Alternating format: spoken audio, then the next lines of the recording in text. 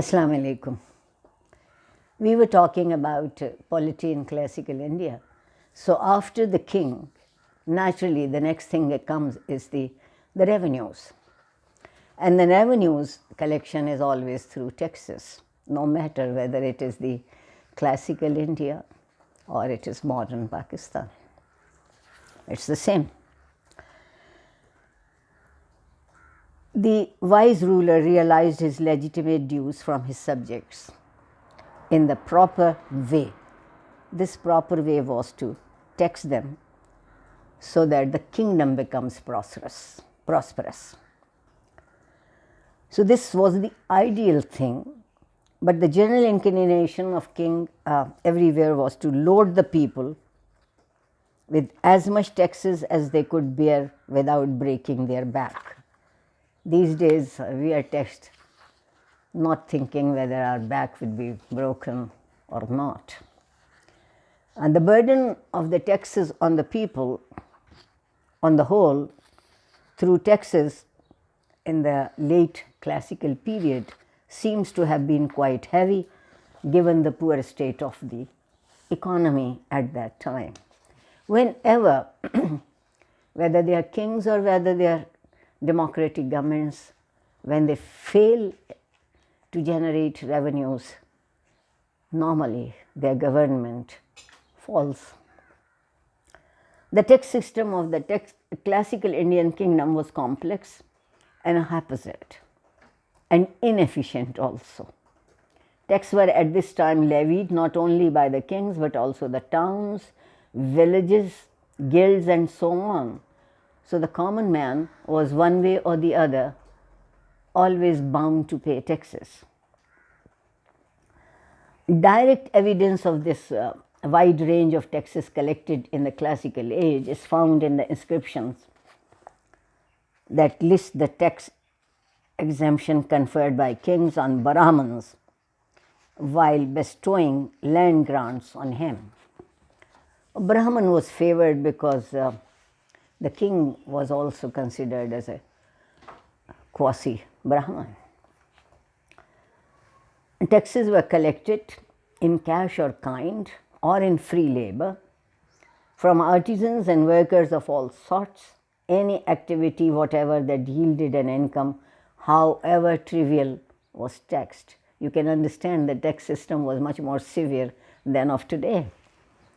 Mechanics and artisans as well as Sudras who subsist by manual labor, the king may cause to work for himself one day in each month. This was the Manu's rule.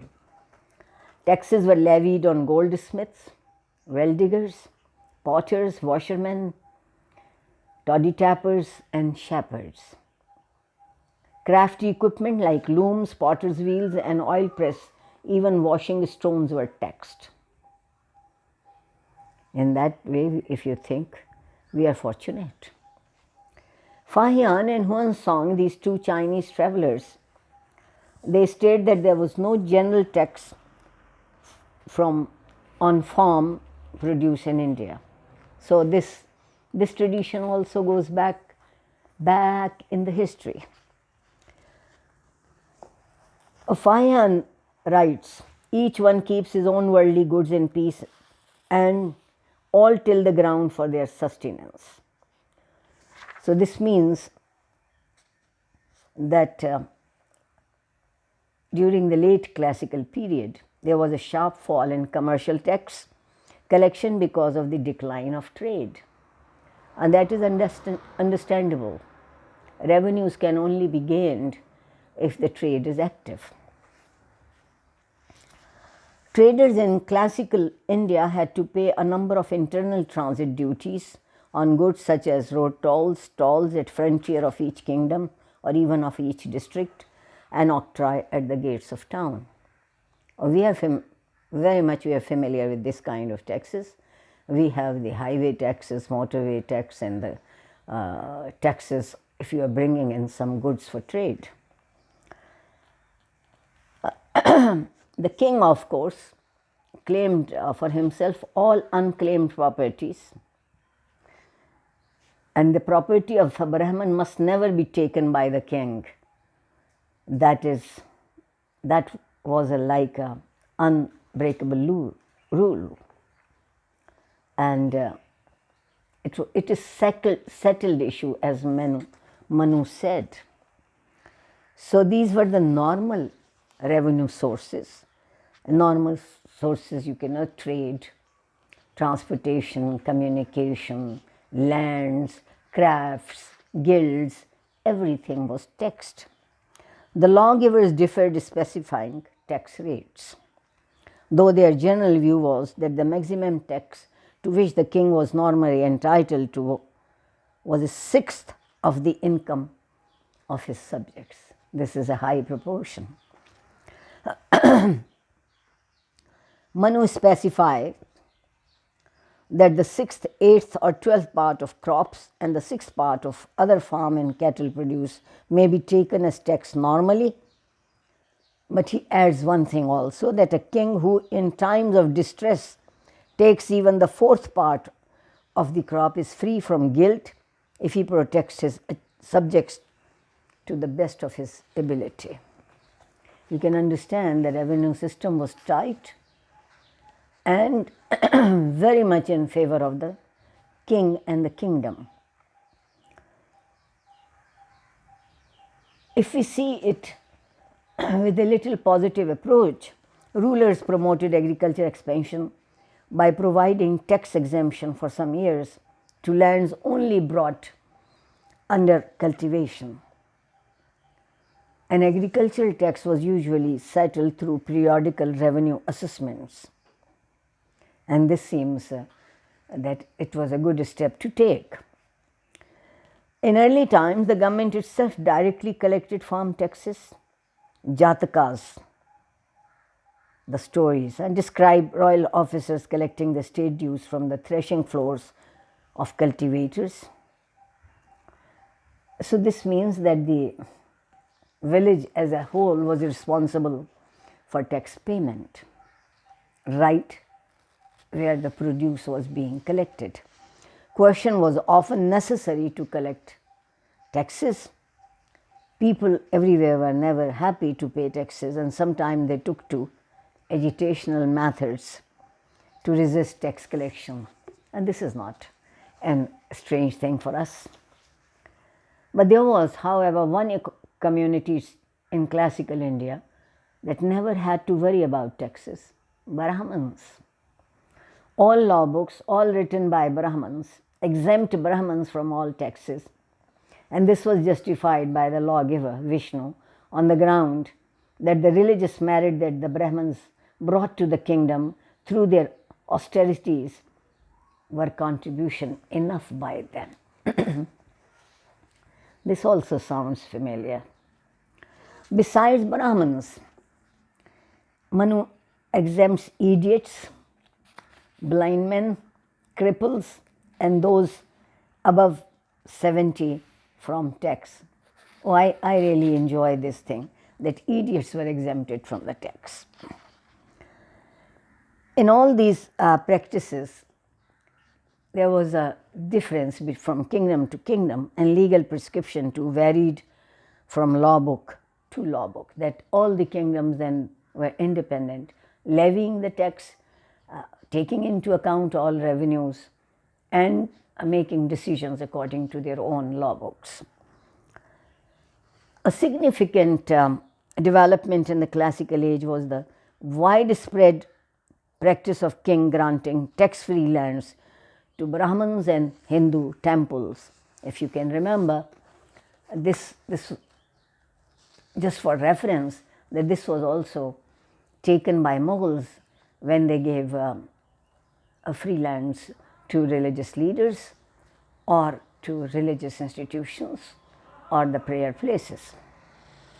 The tax-free land endowments to religion institutions and Brahmins, apart from being meritorious religious deeds, also had worldly benefits for the king, because Brahmins will ever remain grateful, and their royal benefactor helped to promote loyalty to the king as an article of faith. In the tax-free Brahmin villages, Cultivators, normally Brahmins, did not personally cultivate the land, were required to give over to the grantees all the dues and service normally given to the king. Apart from this practice, these villages enjoyed several other privileges and immunities. These land grants thus created virtually independent villages that were almost entirely outside government control. It was as if these Brahman villages had been taken out of the district, as it is written on a royal inscription. The land grants to Brahmins were usually made in perpetuity to be passed on to their descendants, and it was considered a dreadful sin for a successor king or even a successor dynasty to revoke the grants. Sometimes Brahmins forged land grant charters, and these lands were forthwith resumed by kings on the discovery of the fraud. So there is a silver lining to it. Unlike the complex and haphazard tax system of Indian kingdoms, their expenditure heads were few and orderly. Oh, this makes really sense, at least in theory. In theory, they are always intact, no matter what age it is and what time of history we are living in. The private demesnes of the crown are divided into 4 principal parts. Huan Song wrote about it. The first is for carrying out the affairs of state and for providing sacrificial offering. The second is for providing remuneration for the ministers of the chief officers of state. And the third is for rewarding eminent men. And the fourth is for charity to religious bodies, whereby the field of merit is cultivated. But there was also a very curious custom of the kings of the classical age, particularly in South India, was to leave the accumulated treasure of their ancestors untouched. When the king died, none of his children dared to touch his treasure, reports Marco Polo about what he observed on the Coromandel coast. So it means that there was an immensity of treasure accumulated by the kings, and they were not to be touched by his